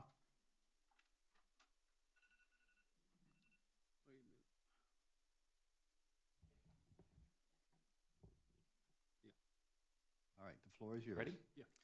Good evening, members of the board. My name is Brad Benoit. I'm a former student and a parent of 3 Goose Creek students. And for disclosure, my wife was on the Citizens Committee. You were faced with the issue of whether to make a bond proposal and what that bond proposal may include. While I wish we were not in this position, I believe we need to prioritize replacing 2 facilities in desperate need of replacement, Sterling High School and Stallworth Stadium. Particularly given the amount of money this will cost taxpayers, I urge that we need to leave out of the bond proposal the construction of new buildings that would jeopardize the success of the bond. It would increase the district's ongoing operational cost. I've recently come to learn that Sterling High School has severe structural issues and must be replaced. As a parent of a Sterling student, this has been a concerning development to process from many angles. One of those angles is the safety of our children and the Sterling staff. We're relying every day on a structure that's failing and on the opinion of engineers of how long it will hold up. That's not a comfortable position. I'm also concerned about the plan to address this, which I understand is to embark on an 8-year construction project at the present Sterling site. If this is what we do, the construction project will span long enough to impact current first graders. The students and staff have dealt with construction for 6 years at Sterling. Students should not have to live with the educational nightmare of 8 more years of construction. I understand the district wants to salvage the East Annex and the cafeteria that were constructed on site relatively recently, but that desire should take a back seat to what will get us to a new building in the shortest and least disruptive way. I urge that we consider a greenfield construction project. There is surely property available, including across from Alamo and other locations. As you well know, the district has condemnation authority if it needs to use that tool. And whatever we do, the bond should include the entire cost of the project, as opposed to only a phase that will leave us dependent on the success of future bond proposals. As for Stallworth, here's my reasoning. We spent $44 million over the last several years at Sterling, only to find ourselves in need of a new building. We should not repeat that mistake with Stallworth. For my fellow citizens who do not want to spend this amount of money on a stadium, I hear you. I don't relish this at all, but the stadium just needs to be replaced. We will end up getting there sooner rather than later, and the money we spend on incomplete and insufficient renovations will be wasted. And in the interim, the stadium will continue to pose hazards to those in attendance. Some of you may be aware that my wife suffered a cut on her head at a game last year while helping a student who had fallen on the uneven steps of the stadium without the benefit of any handrail. What was far more troubling than my wife's injury is that the student's head was careening at rapid speed toward a concrete wall when my wife caught him. Without hyperbole, I believe he may have died if she had not caught him. And he is not the only one I personally know to have fallen at Stallworth this year. How long will we continue to wear that risk and subject our citizens to those perils? I wish we weren't in this predicament. I would rather have spent money on improving the basic educational offering of the district, but I simply don't see much of a realistic option that is fiscally responsible. Regarding some of the other proposals, I have a lot I'd like to say, but I have a limited time. I will only say that we have real needs to address in the education of our students in the basics of reading, writing, and arithmetic. Building new buildings that do not directly address these basic educational needs, and that, to the contrary, will siphon more budgetary funds away from those needs to pay for new operating costs to maintain buildings, is simply not responsible. Thank you. Thank you, sir. Our next speaker will be Alma Garcia.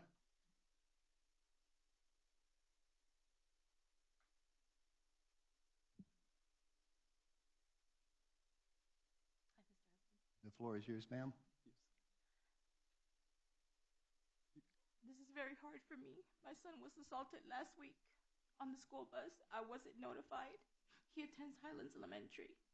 I'm here to request for them to have somebody extra to help the bus drivers. My son was held down for 9 minutes.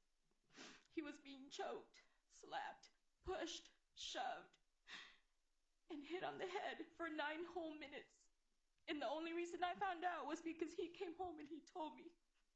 Other than that, I would have never known that happened to him. This is the second time this happens. And no one ever said anything to me. I have to find out from him. He's here today.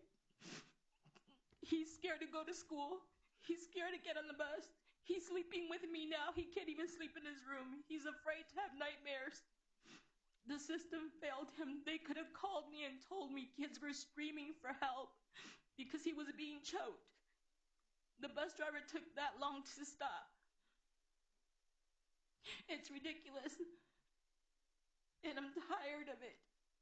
Other kids have been bullied by the same student and they're afraid to come forward. I think this needs to stop. My son could have lost his life that day if it wouldn't have been for other students that stood up and yelled and screamed. He's choking him. He's gonna kill him. He's choking a 3rd grader. This child's in the 5th grade. I have a hard time sleeping at night. My stomach is messed up just thinking and having this replay in my mind, and I haven't even seen the video. This has been the hardest thing for me. This is my miracle baby right here. I have a 25-year-old. My kids mean the world to me.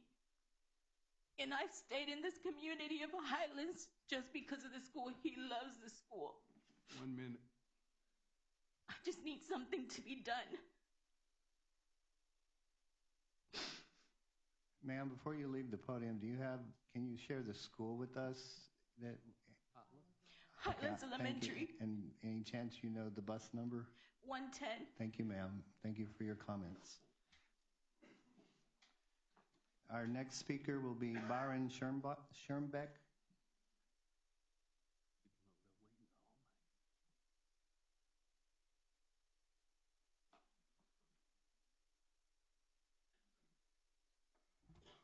Thank you, Mr. President, board members. That was hard to hear. I hope you guys do something about that.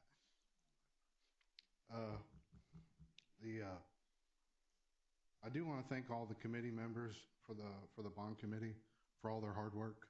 I think you were given a very difficult, if not almost impossible task. Just to put things in perspective, the first meeting was January 17th. The call for a bond as a deadline of February 17th. So that's a maximum of a month between the first meeting and the deadline to call for a bond. I think the biggest thing that was said by the presenter tonight was the consensus of the committee can be achieved if the committee has more time and information. They also said there's not a call for a bond. So there is no call for a bond from the committee by their own testimony, and they're saying they need more time. I would suggest that we give it to them. Let's do the fair thing. Let's do the right thing. If we rush through this process in a secretive process, I believe it's secretive. It's certainly unusual. I actually have an article from the Baytown Sun on the 2018 bond that was January 21st. And it was after working for months, the Citizens Financing Facilities Planning Committee presented their recommendations for a $366 million bond. The Sun was invited and part of the process. There was a multi-month process for that. I believe the public was able to attend. I attended the 2019, several meetings of those on 2019. And I think it's time that we take a step back, because if we don't, there's going to be natural resentment just because of the process. And you're going to hurt the chances of the bond passing. And whatever we think that, I'm sure all of us say that there's some things on there that are needed. I don't think there's anyone that says there's nothing that's needed. And if we want the things that we want to pass, we need to have an open discussion. We need to have a public debate. And that way, everyone feels like their voice was heard. And if you don't do that, it's not going to be a legitimate election. It really isn't. So in the sense of fairness, in the sense of justice and decency, and I think everyone on the board and everyone in the committee is there because they believe in what they're doing and they want to help. I don't think there's any horrible people out here. So in the sense of transparency and openness and fairness, I would suggest let's give them what they want. Give them more time. Give them more information. And then let's go ahead and have the public discussion. Let's have the open and fair debate that I know that we can. Let's discuss the pros and cons. Let's discuss what's in it. Because right now, if we place it on the May ballot, the only thing that the public has to decide is yes or no on whatever you say.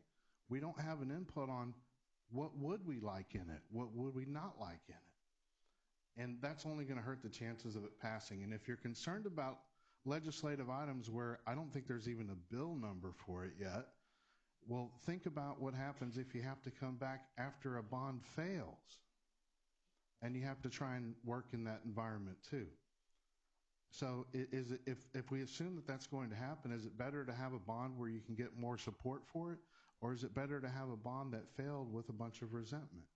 And I guarantee you that there's going to be organized opposition if this gets pushed through in an untransparent manner. Thank you. Thank you, sir.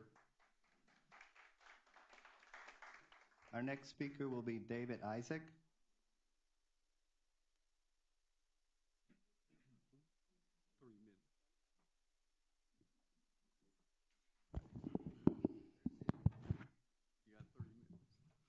Mic check 1, 2. Good evening, Board of Trustees of Goose Creek. Hang on one second, sir. Are you ready? All right, the floor is yours. Thank you for the floor, Mr. President. I want to talk tonight mostly about the process associated with the bond committee meeting that we just had recently. The first one starting in January, the most recent one last Thursday. I want to point your attention to the fact that this has just happened in the last 2 or 3 weeks. And from what I've heard from our presenter, one of our concerns is what's going to happen on a state level. I just left Austin, Congress this morning, 3-hour drive here. My bumper fell off on the way, by the way. I had to put that together. It's the struggles of working class. And I've asked for sure several legislative aides that this bill, this supermajority proposition that you're discussing does not exist. It is not an intention from any committee in Congress on a state level. So I would like to ask, what is the premise for rushing this so fast? Furthermore, I want to get into the transparency of this process. It's not just the speed, it's also being turned away. I'm a class of 06 Sterling High School graduate. I have a vested interest in Stalwart Stadium. I have a vested interest in Sterling High School. I'm a member of this community. And so if I want to go out in the open and visit one of these meetings where we're talking about tax dollars, my grandparents' tax dollars, my father's tax dollars, my tax dollars, when we're talking about that, I expect those meetings to be open unless otherwise stated. I appeared on this campus Thursday afternoon after a sales tax meeting at City Hall, and I was not allowed to enter the room. Another gentleman was accused of impersonating someone who was on the committee, and that's not true. The people that were here didn't know who was on the committee. That's how fast this thing was thrown together. I need this board to check their employee.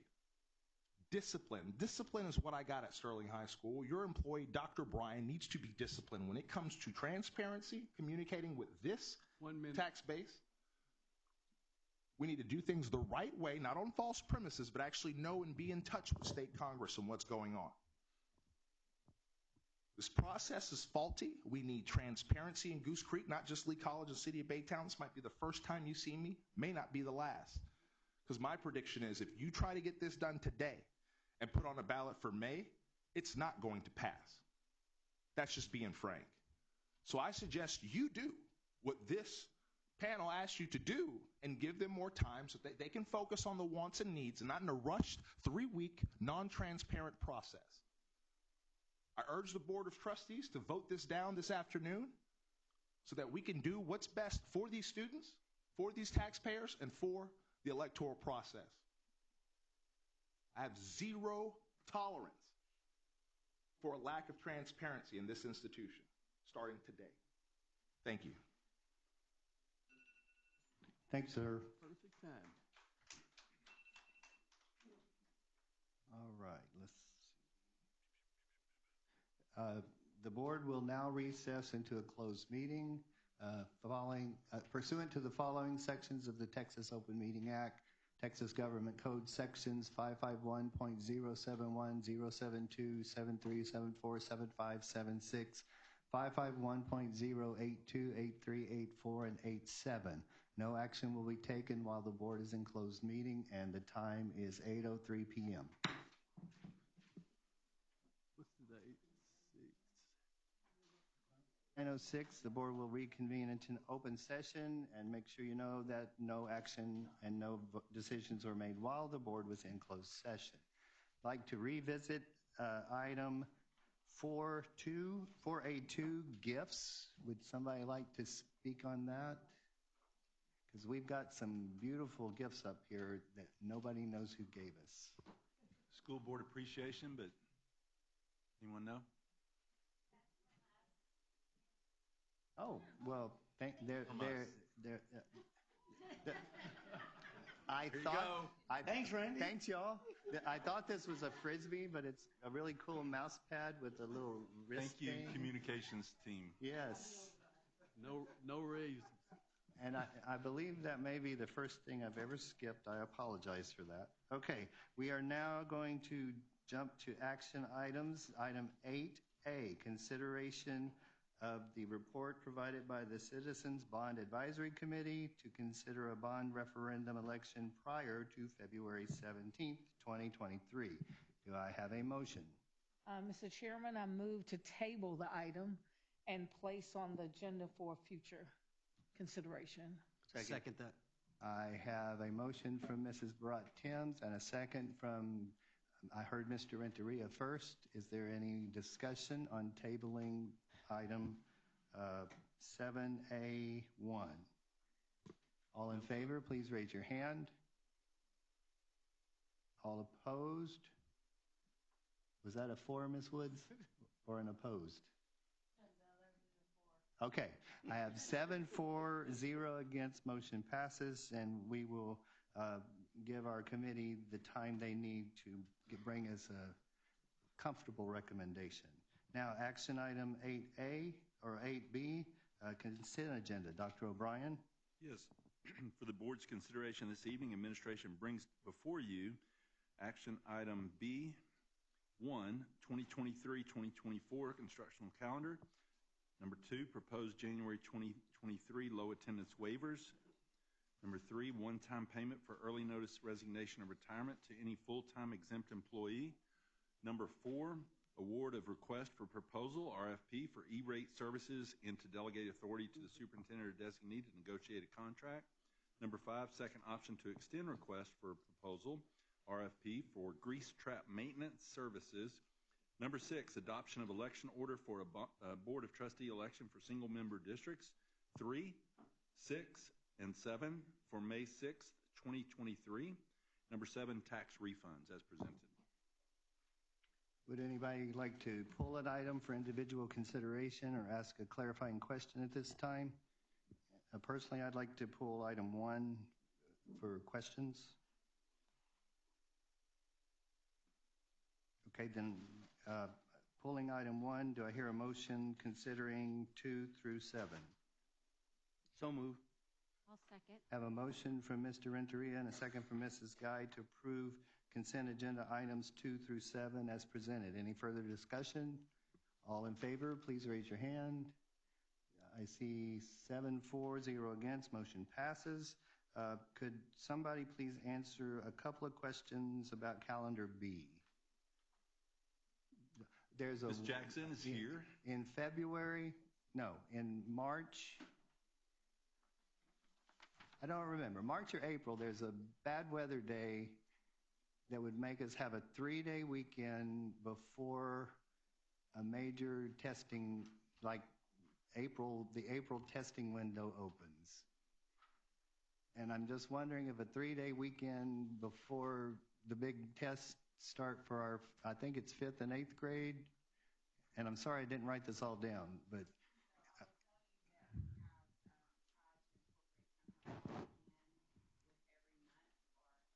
uh-huh.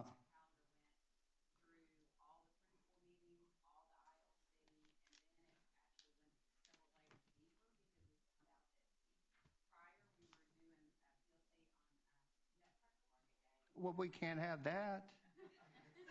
I think Nutcracker Market ought to be exchange days. I did not say anything funny. So we took it forward, and they thought it would be a good rest for the kids, and it would give a break for the teachers. Okay, I just know that before I take my kids to sight reading contest, I want to practice. So that was concerning. So, but we did look at that. Okay, okay. I'm not going to force the issue. I just that was a big red flag for me. I'm just not sure I'm comfortable with the 3-day weekend before a toss window opens. I think so.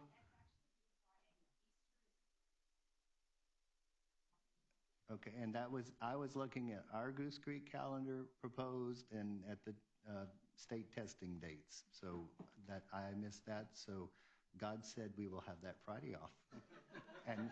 and I did not say anything funny. And so be it. Okay, thank you for clarifying that for me. I would entertain a motion to approve the proposed calendar B as presented. I'll move to approve. I have a motion from Mrs. Guy and a second from Mrs. Barat-Tim to approve calendar B as presented. Any further discussion? All in favor, please raise your hand. I see 7-4, 0 against. Motion passes. Does anyone have future board agenda items at this time?